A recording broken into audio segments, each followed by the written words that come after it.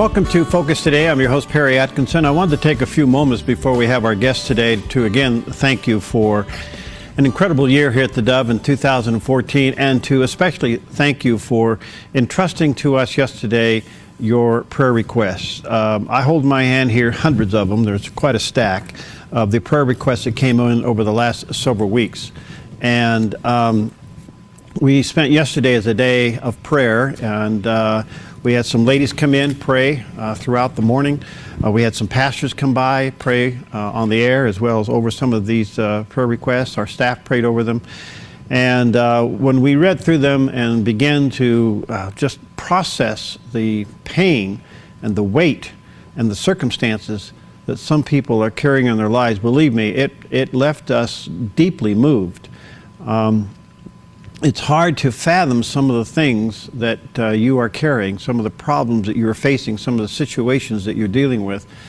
And it was also very encouraging to read quite a few requests for people who were praying for salvations of friends and family members as well. But I tell you, folks, this is a subtle reminder of so much. It's a subtle reminder of us here at the Dove of what we do 24 hours a day, 7 days a week.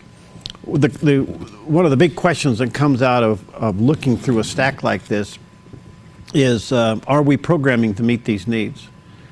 And so we're carefully looking at everything that we do to make sure that what's on the air, both radio and television, it's relevant to today's life, and that we know that the answer to these tough situations is the gospel. And so are we presenting it in ways with the various contents on radio and television to minister to people? The other thing that was pretty moving for us is a lot of folks put some comments on these prayer requests about how the Dove is ministering to them, how they tuned in at the right time to catch a program or hear a song or a comment or to hear of a special guest that spoke right to their need at the right time. And that is confirmation as well that what's going on here at the Dove is touching lives. A couple of the pastors that came in yesterday when they left, they too were moved and troubled at the same time, thinking, wow, not knowing how many people are literally going to church every Sunday loaded with these kinds of problems and issues, and then walk out of the service basically unchanged or maybe not ministered to. And a couple of pastors made some comments about that it impacted their thinking as well.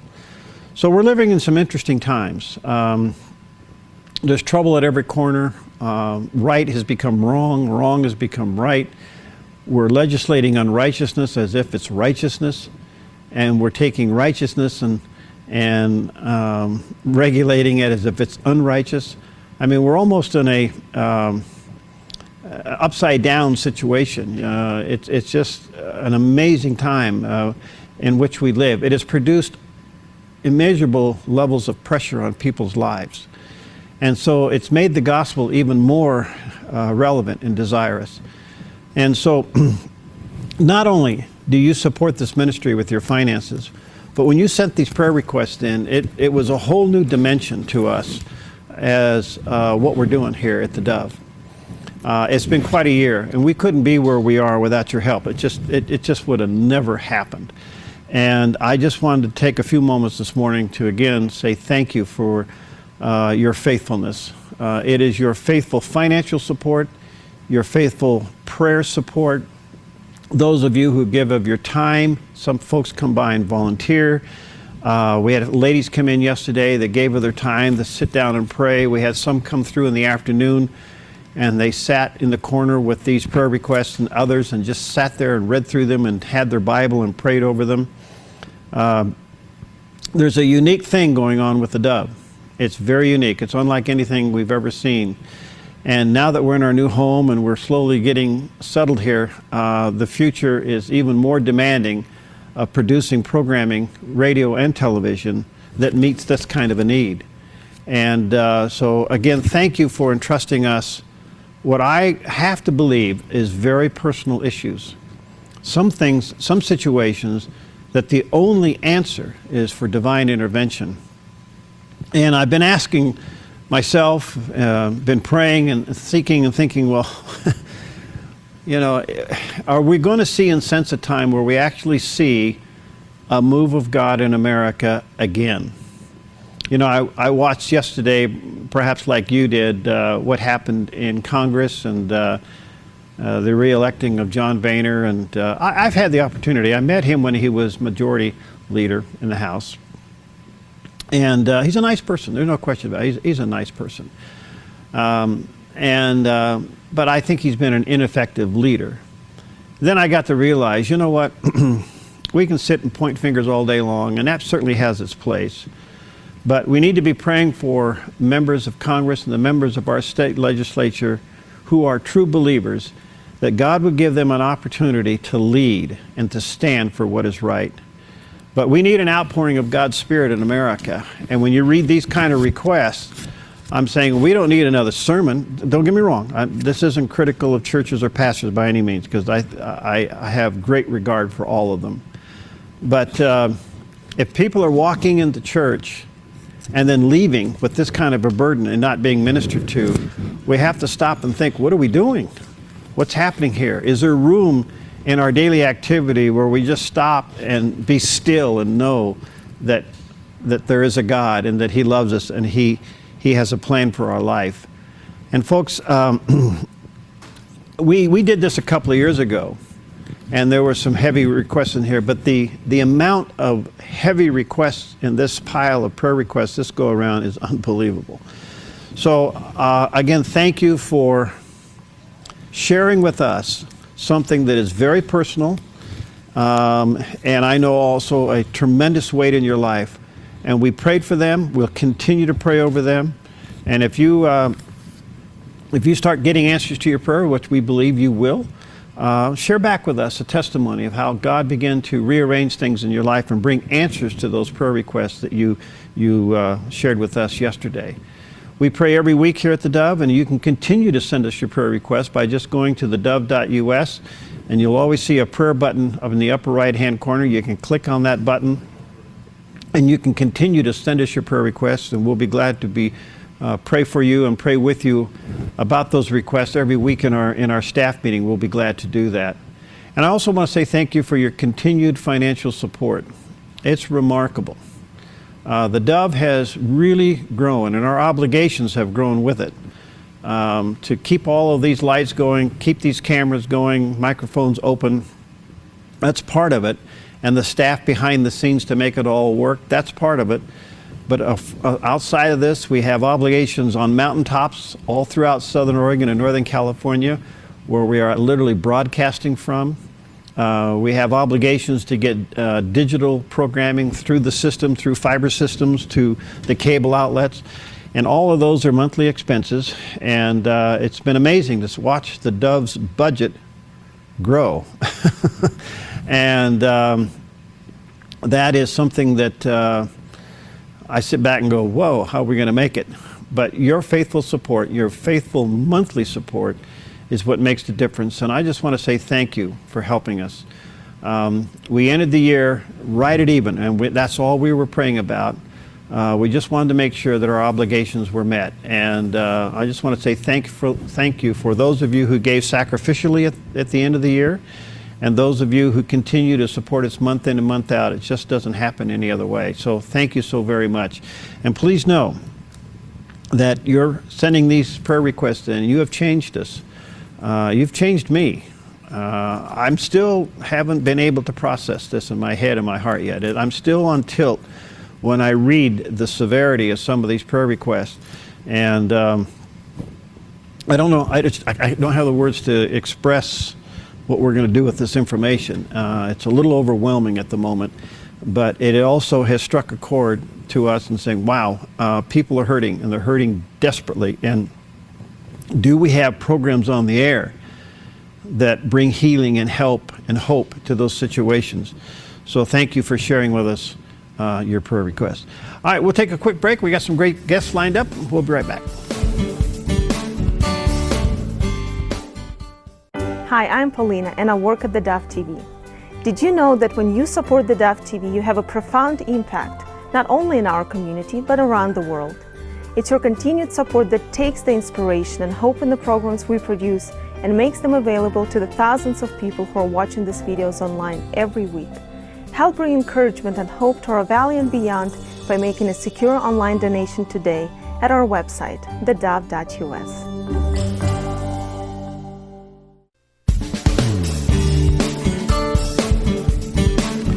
Okay, welcome back. Earlier, Steve Johnson had a chance to talk to Joel Richardson about Bible prophecy. You know, prophecy's in the news a lot these days. And are we in the last days? It's a question that's being asked even by secular people. Well, Bible prophecy is certainly a hot topic these days. So let's talk to Steve and Joel about that. Delighted to have with us today Joel Richardson. He's the director and producer of the documentary End Times Eyewitness. And I think you're going to find this to be pretty fascinating. You probably have seen him or heard him. He's been on a lot of the programs, but today he's made it to the big time because he's on the Dove. Hi, Joel. Hey, it's great to be on with you, Perry. Thanks for having me on. Yeah, good to see you.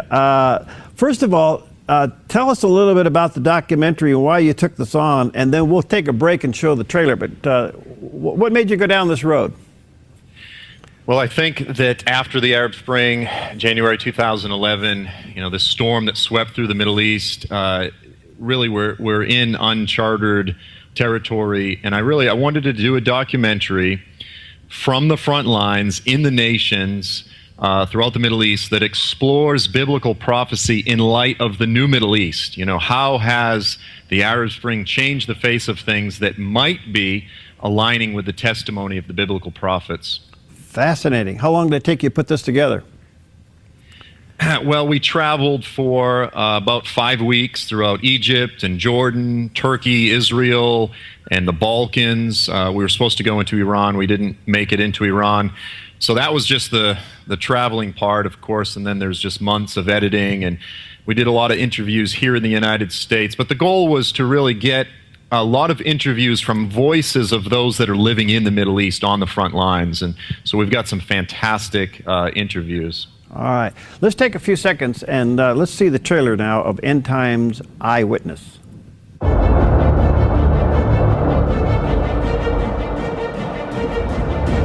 There is a sense in the world. There's a sense among believers, there's a sense among unbelievers, there's a sense among all peoples that things are unhinged.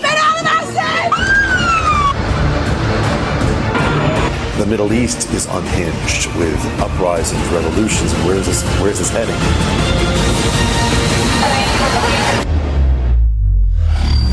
How are followers of Jesus to relate to all of these things? How do they relate to biblical prophecy?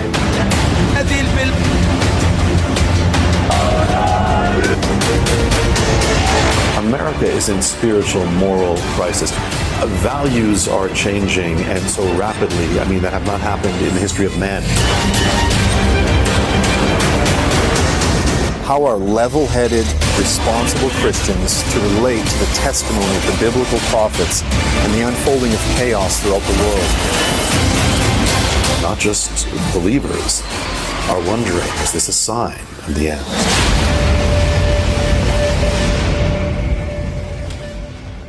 Well, there you go. And our special guest today on Focus Today is Joel Richardson. He's the director and the producer behind this documentary. And fascinating, Joel. I would imagine the very reason that you took it on, and then as you begin to produce it and film it and even edit it, it even became more pronounced for you personally.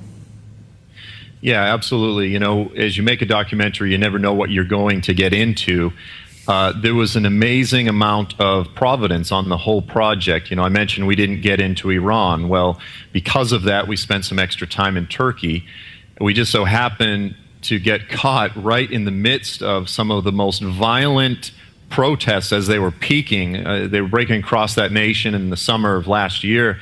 We got tear gassed. We got nearly killed by the Turkish riot police and so forth. We were in Egypt just a week before the second revolution broke out, the largest protest in human history.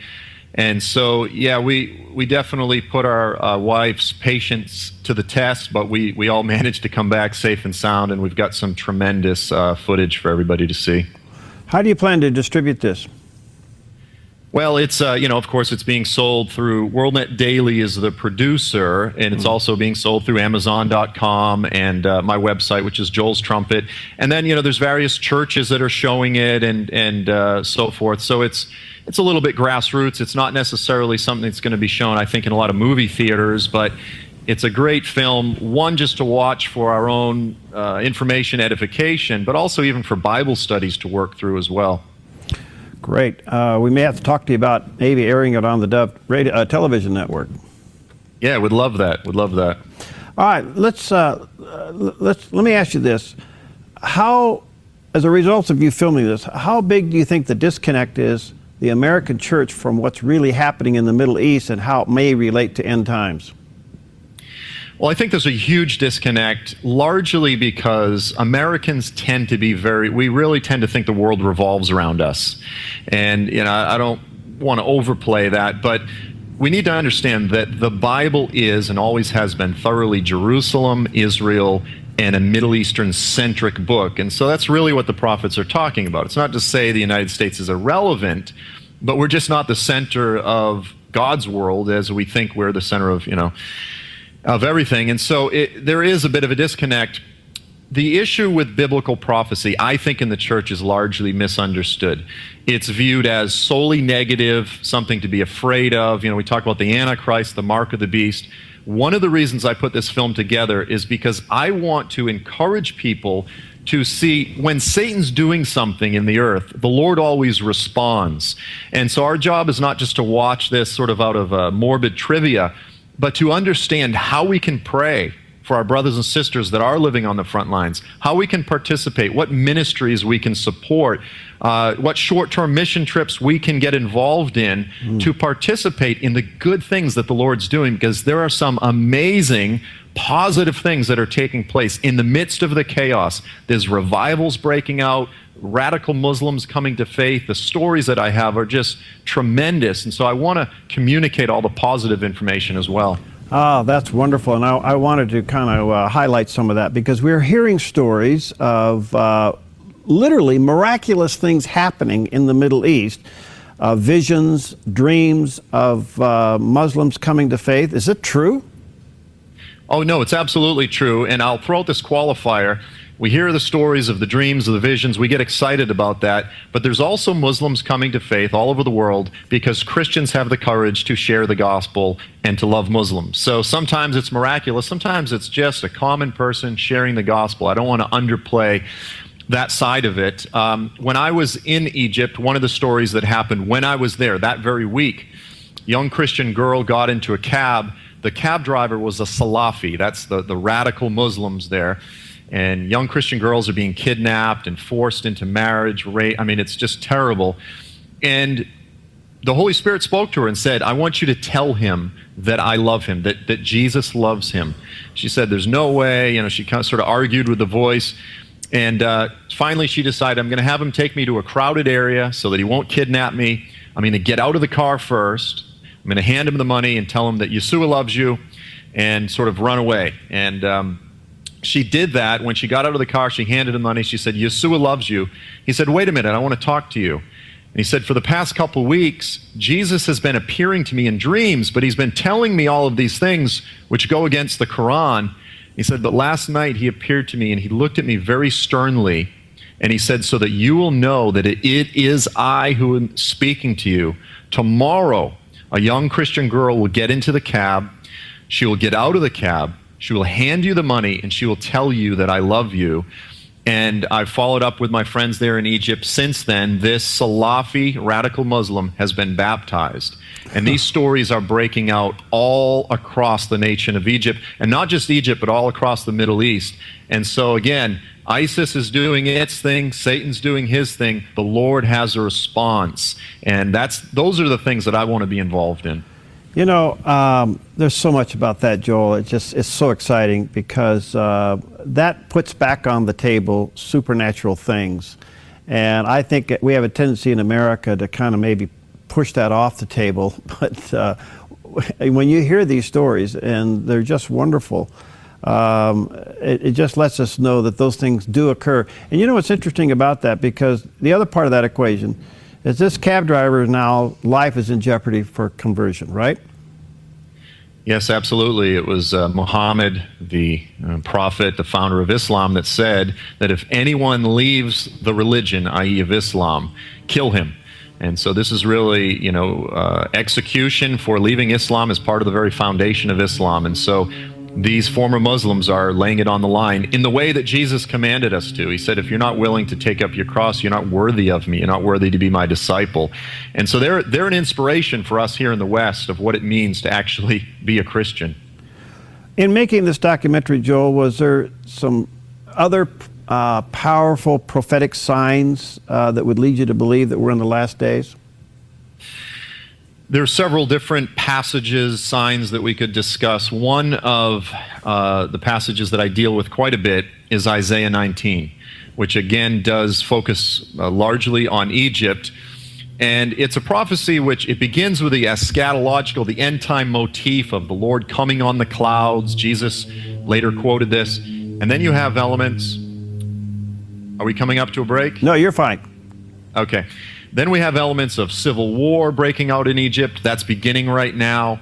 We have the drying up of the Nile. We have the beginnings of that right now with a new dam going on, being built in Ethiopia, with Saudi Arabia's water crisis. There's some huge issues that's going to come to a head in the next several years. But then Isaiah 19 talks about a prayer movement, this cry rising up out of Egypt. And we got to experience that. The church in Egypt, although they're a minority, they're about maybe 15% of the population, about 12 million, they are coming together. They're seeing some of the greatest prayer meetings in the earth right now. You're talking 40 to 50,000 Christians gathering together from 6 o'clock at night to 6 o'clock in the morning, all different denominations crying out for revival. And then as a result of that, Isaiah 19 talks about revival breaking out in Egypt. And then not only Egypt, but also Egypt and Assyria, which of course Assyria is basically the region controlled today by ISIS, but also the region of Kurdistan. And of course, if we're to speak of the larger ancient Assyrian Empire, includes much of the Middle East. And so all of these things that are laid out in Isaiah 19, we're not there yet, but we can see on each point they're beginning in Egypt right now. And I think that's one of the most profound yet overlooked prophecies in Scripture. So we discussed that one quite a bit. And I think it'll shock a lot of people at how precisely it's beginning to be fulfilled. All right, let me take a break here, and we'll be right back. Our special guest today is Joel Richardson. He is the director-producer of End Times Eyewitness. You can get this documentary in DVD at WorldNet Daily, or you can go to joeltrumpet.com. joelstrumpet.com. We'll take a quick break. We'll be right back. Hi, I'm Paula, and I work at theDove TV. Every day we get letters and emails from people who've been encouraged, blessed, and challenged by the programs on theDove TV. But we couldn't do it without you. Did you know that more than 90% of our income comes from people like you? You can help us continue to bring inspiration and hope to our community by making a secure online donation at our website, thedove.us, or call us at 541-776-5368.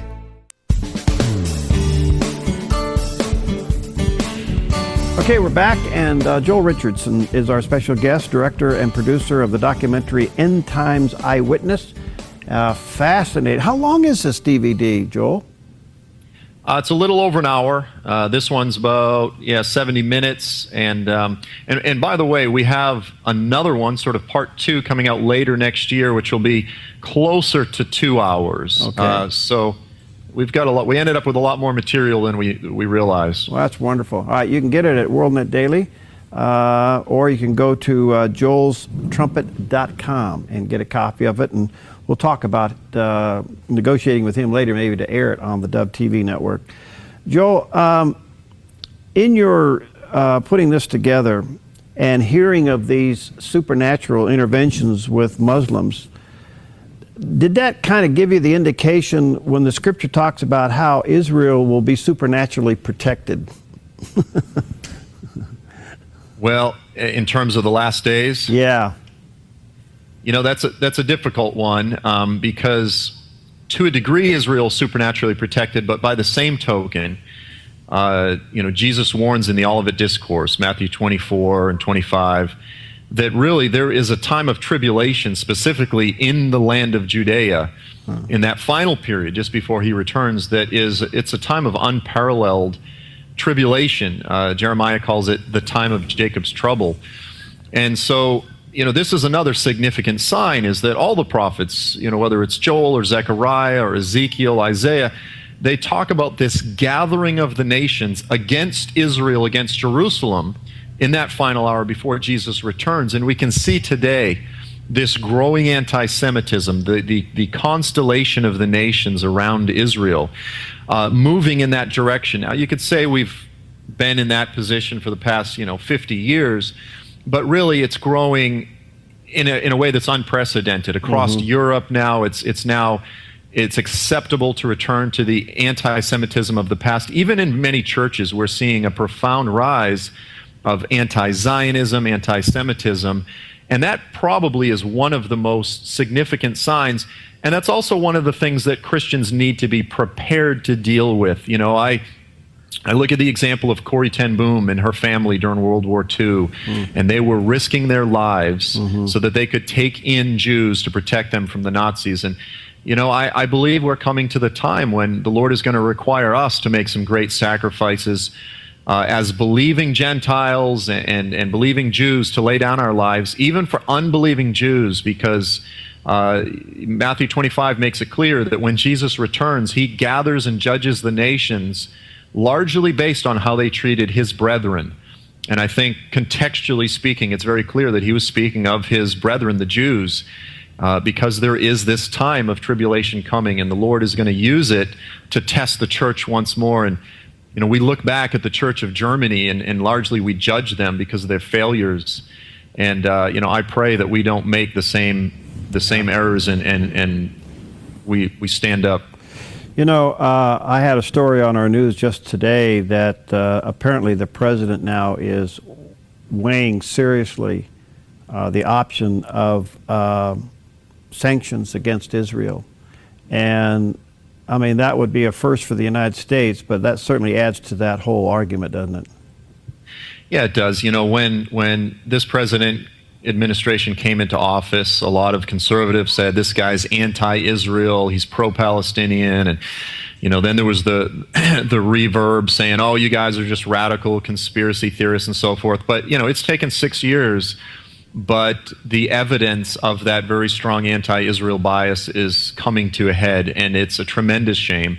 I'm glad that we're in the final 2-year countdown until this guy gets out, but who knows who's going to get in after this. We have backslid tremendously. We've gone down a dark road in terms of our relating to Israel. I mean, you're dealing with a nation that is far from perfect. They're weak and broken just like any other nation. Right. But when you look at what they are faced with, in the documentary, I interviewed Rabbi Yehuda Glick. He's one of these activists on the Temple Mount. Now, all he's trying to do is get Jews to have the freedom to pray on the Temple Mount. This is the most sacred spot to Jews.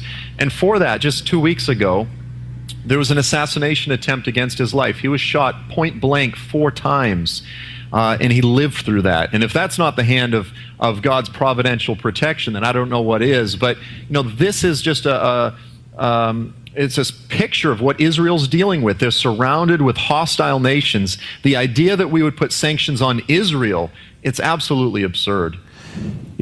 Most end-time attention focuses on Israel and the Middle East. However, the rest of the world is falling apart too. Everybody's economy is upside down. I mean, right has become wrong, wrong has become right. You know the drill. How is that emphasized in your documentary? We don't deal with the broader general signs too much. We're trying to deal with specific texts.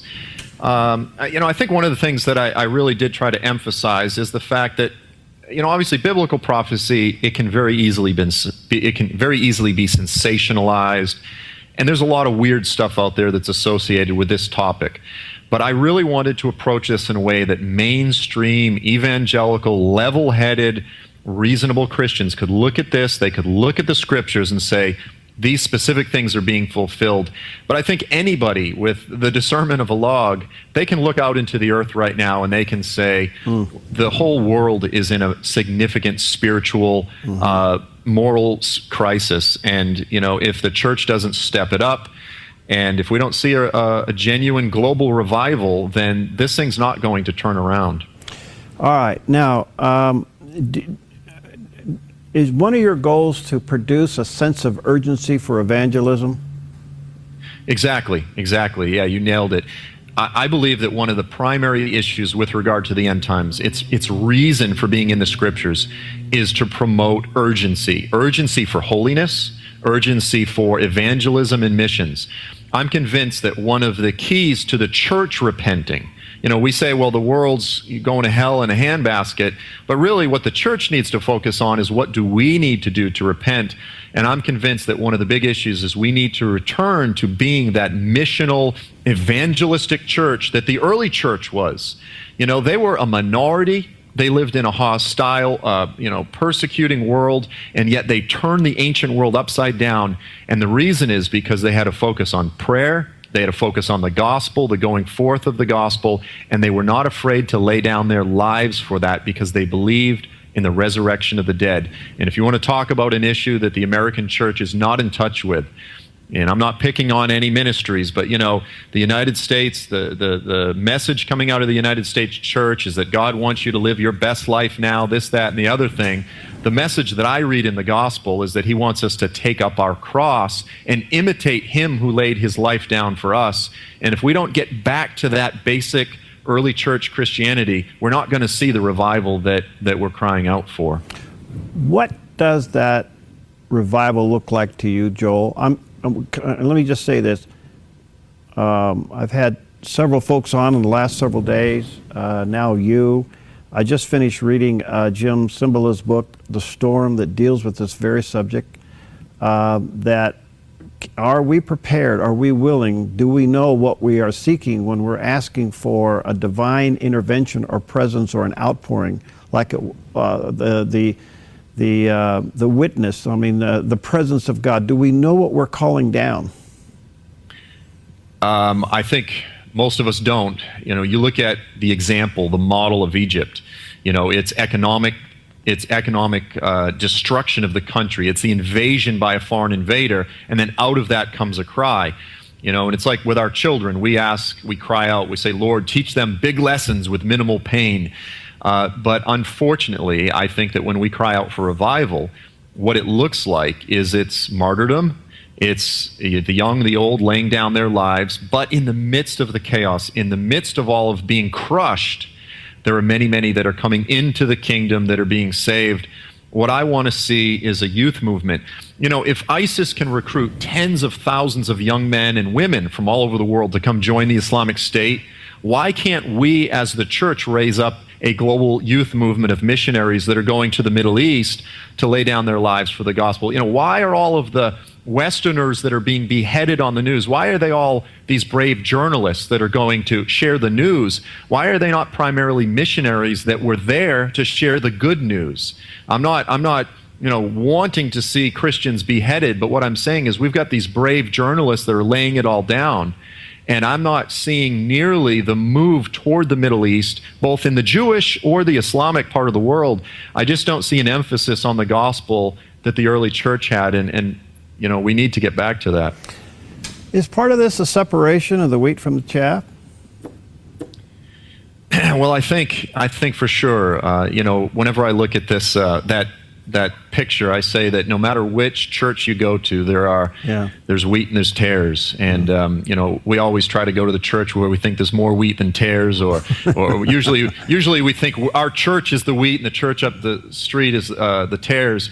But there's wheat and tares everywhere, and so it's important for me personally that I put people around me in my life that are going to encourage me and build me up. Yeah. But there's a lot of tares out there. There's even leaders in the church that are really spewing out some bad, poisonous doctrine. And I just want to cling to the cross and the mercy of God. And I'm fighting so that on that day when he returns, I'll hear the well done, good and faithful servant. And I think that's what we all ultimately want.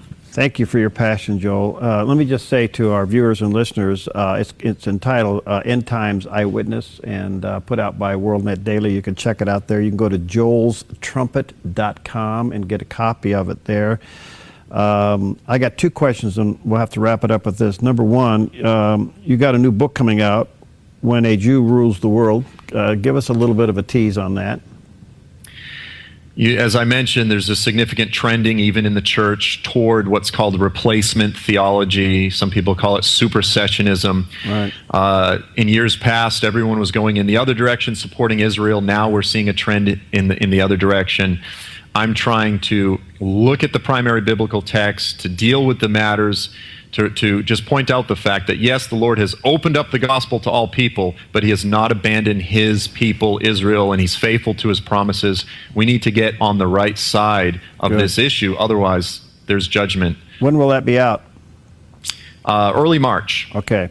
And lastly, a few seconds we have left. How has your own documentary changed you?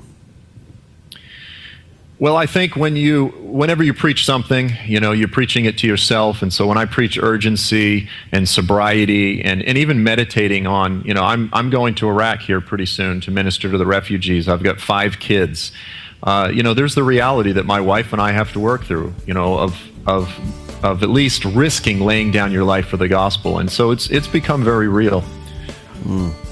Thank you, Joel. I appreciate your passion, and keep up the good work. Can't wait till you get the sequel out, and let's work together. Maybe we can air your documentary here on the Dove Network. All right, drop me an email. I sure appreciate it, Perry. All right, God bless you, Ben. Merry Christmas. All right, bless you. Merry Christmas. All right, great guy. Well, coming up next, we're going to be giving you an update on the Rogue Valley Medford YMCA. These guys have one gear. It's called FAST, and we're going to talk to Brad about it coming up in just a moment.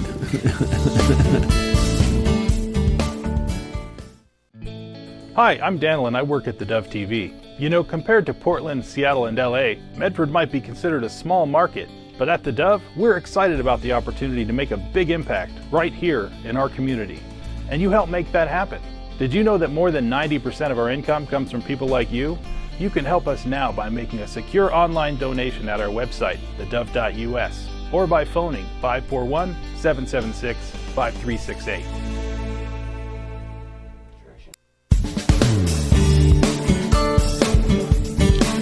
Welcome back. I am delighted to have back with us today Brad Russell. Brad is the Executive Director of the Rogue Valley Family YMCA. And this organization, I can't say enough about what they do and the programs that they offer. And Brad, good to see you. Happy New Year to you. Thanks. Happy New Year to you too. And just reading through some of the things that you guys are involved in, no grass growing under your feet in 2015. All sorts of things going on. Give us an update. You finished the gym. You did a lot. You did an incredible amount of work there this year. I feel very fortunate, and for everybody watching, we're so grateful for all the support. We were trying to raise $450,000, and we're at $600,000. Wow. And that means we're able to reinvest that into the community. Right. We've redone the gymnasium, the youth center, the climbing gym. With your new studio here, I was saying that 26-foot wall, you guys, you could have fun with it. That's right. Yeah. We have a new circuit and stretching room. The racquetball court got a facelift. Wow. The aquatic center has gotten some improvements, and thanks to those longtime YMCA members, we're finally remodeling the locker rooms. Do you hear that? Do you hear that? If you've been staying away or showering at home, that's right. You can come back now. That's right. That's right. Well, that's great. So you're going to do the locker room. That's in process now as we speak. Yep. So we've done the lobby bathrooms, and one more month, the pool locker rooms will be reopened, and then we'll be doing the adult-only locker rooms. So lots of spaces, but we're finally getting to those locker rooms. Now, the premise of what you do: come as a family, stay as a family, leave as a family. Yeah, and we really take pride in crafting that experience. Families come in, there's a place for the little kids, there's a place for the school-age kids, there's a spot for the teenagers, and the adults can do their thing. And then also we have family nights, or they can play together in the pool or in the gymnasium, so they can come in together, do their own thing, or do things together as a family. We work really hard to try to support the families in our community that way. Of which you are doing the Child Watch program, which so if they come in to work out and they have younger children, they can go over here. Huh? Yeah, one thing that I just wasn't doing right was investing enough in the little kids. When they come in, we have a special place for the little kids. Wow. But that's their first introduction to the YMCA. And so we're now going to be remodeling the whole Child Watch Center so that the little kids get a great experience right from the very beginning. Wow. All right, and the kitchen, tell us about the kitchen. Yeah, so we have the Botzer room, and gratefully we've received some funding so that we can turn that into a nutrition kitchen. May it be our nutrition workshops for adults or some cooking classes for the kids, but we'll be able to have some new appliances, some space for meeting, and really just that good interaction between fitness staff and families and kids that are trying to improve their eating habits and their fitness goals. How many programs you got going on down there? Oh, goodness. I mean, how do you keep track of all of well, I just try to take the credit for all the 200, the 200 staff. You do that very well. And the 500 volunteers. And as we were talking a little while ago, I just really try to emphasize that they are the face of the Y, and that's who they're connecting with. Those group exercise instructors or the swim lesson instructors. Youth sports is happening now. We need basketball coaches, so anybody watching, we really could use some youth basketball coaches. Whoa, that should be a no-brainer. All you basketball fans out there, they could use some coaches and mentors over there, so give Brad a call. Yeah, so, teaching basketball is not at the very top of the priority list. It's about being a good role model for kids who just want to be active, meet other kids, develop some friendships, learn some sportsmanship. But we have staff at the Y to support them. We have a coaches meeting, we have a training. We'll make sure that they're not, feeling alone when they're volunteering. This time of year, people are making New Year's resolutions. They're doing, most of it surrounds health and exercise. Sure, the Y's perfect for this. Absolutely. I mean, just like that you share often about family matters and let's focus on family. We try to do that at the Y. And so I just encourage for us to make a resolution of just being together more, eating together, volunteering together, playing together, working out together. When it that's a common New Year's resolution is working out. But if we do it together, maybe I'll keep you more accountable and you keep more accountable. Yeah. That's why we want to have folks get into group exercise classes, because there's a fellowship that develops. Well, I can't say enough about the Y and all the things you're offering. I mean, you guys are all over Southern Oregon. We talked earlier about what's happening in Ashland. Great facility there. Your facility in Medford is just outstanding, and you got some outstanding line areas getting involved. Tell us about that. Yeah, thank you. Well, at the YMCA building, it's only half of what we do. We do really the other half at school site locations. 14 schools for after school and out of school activities. Wow. On the weekends, doing some youth sports. Also, we have the housing authority complexes. There's 3 housing complexes where we'll do activities right there. Wow. We have a few churches where we're doing some Tai Chi for better balance, helping some older adults with their fitness right at some of the churches. Wow. So, and just this past New Year's Eve, it's fun for me to brag. We had 5 churches come together with their youth groups. We had 150 kids at the YMCA. Spending time worshiping, spending time swimming, playing in the gym, climbing the walls. So just a lot of things happening at the Y facility and at all of those schools, Medford, Central Point, Eagle Point. Wow. So what are your needs, Brad? What do you want to do this year? How can people help you besides getting basketball coaches? Yeah, absolutely. That's a big need right now, and my sports director would be happy about that. Really, whatever charity people believe in, it's important to give of some of your treasure, of course, but time. And I can't share that enough with folks just volunteering. We're having actually a hard time with getting enough staff and volunteers, both paid positions and volunteer positions, with our after-school programs and our out-of-school programs. And the need continues. Just more kids want to be active and engaged and an after-school program with a variety of activities. So maybe someone can volunteer just one hour a week to come and read to the children. That makes a big difference. Wow. Or if they could help out for one whole day, 3 hours after school every Tuesday. So We have a volunteer application form and a staff, or myself, I'd be happy to chat with folks just to explore what are their interests and match it with the needs at the Y. Some of us there and some of us in some outlying areas, Yeah, right? so it can be close to their homes. Okay. Yeah. Okay.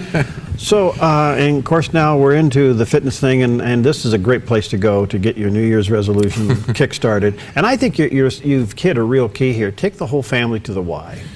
You know, and kickstart the whole family into, because that'll make it, because you know, like your kids will have a way of keeping you accountable. Right, that's right. You know, Dad, are we going to the gym? That's right, that's I right. really don't feel like it, but okay. You Right.